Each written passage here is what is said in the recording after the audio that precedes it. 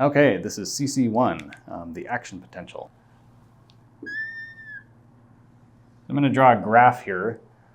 You would see a graph kind of like this if you were recording the voltage inside of a neuron during an action potential, during when the neuron fires.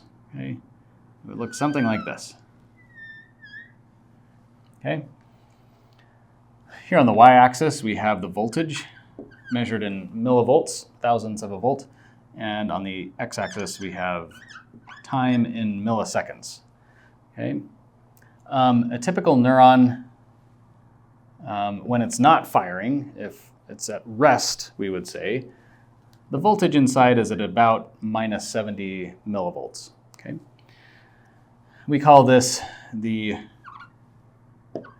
resting membrane potential.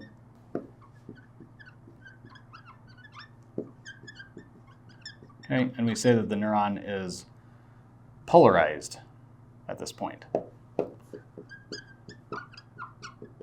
Okay, polarized meaning we don't have the same voltage on both sides of the membrane. There's a difference in charge, negative on one side, negative on the inside, positive on the outside. Now this doesn't just happen. This has to be actively maintained. So we're kind of zoomed in on a little segment of the neuron's membrane right here. Like here's the membrane. There are these little protein machines, if you will, called sodium-potassium pumps. And they are actively pumping sodium out and potassium in. If you need a little memory trick, by the way, just remember pumpkin, because they pump K in. Okay. This is an active process that's actively burning energy in the form of ATP.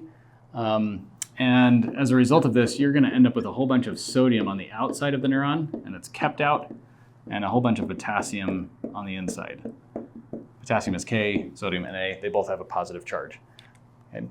So we call this a concentration gradient. You've got uneven distributions of these ions. A bunch of sodium on the outside, not very much on the inside.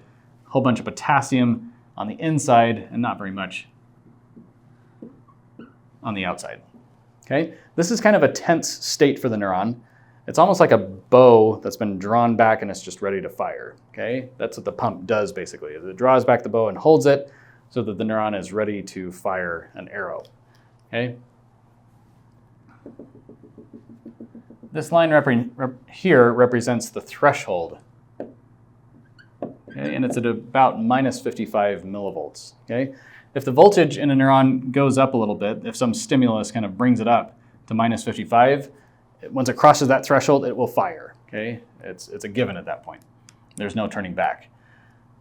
The reason why is here at minus 55, you have voltage-gated sodium channels that open. Okay? So here in the membrane, here's what one of those voltage-gated channels might look like. At rest, it's going to be closed up. When you reach minus 55, it will open. Okay? Now sodium is very concentrated on the outside, so as soon as a channel opens that would allow it to pass through, it's going to come in. The Na will come in very fast. Okay? So here, Na is coming in, and it's driving the voltage up. We reach almost like plus 30 millivolts. We call this the depolarization phase. Okay, as we're moving away from that polarized state in that positive direction. Okay? This is also the rising phase of the action potential. Okay?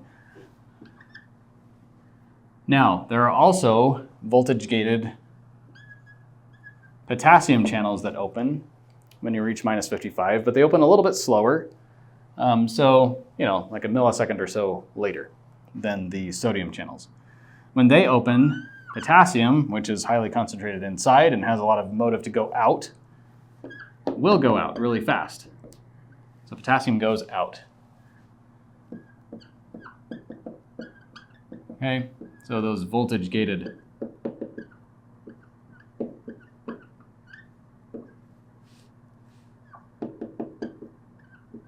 potassium channels are now open around here, okay? We call this repolarization, okay? And this is also known as the falling phase of the action potential. Now, these potassium channels are a little slow to open up. They're also a little slow to close up. And so the potassium continues to go out even past minus 70. So we go kind of down into the basement a little bit, and we become hyperpolarized, okay, as the voltage goes down below minus 70. Eventually, everything closes up, and then the sodium-potassium pump will reset everything and get you back to that minus 70, so the neuron is ready to fire again. This all takes place, here's kind of a cartoon neuron, this all takes place in the axon of a neuron, okay? The axon, this is where these voltage-gated channels are found, and neurons do this. They send a signal down this axon to send a signal to another neuron, okay? There you have it, CC1.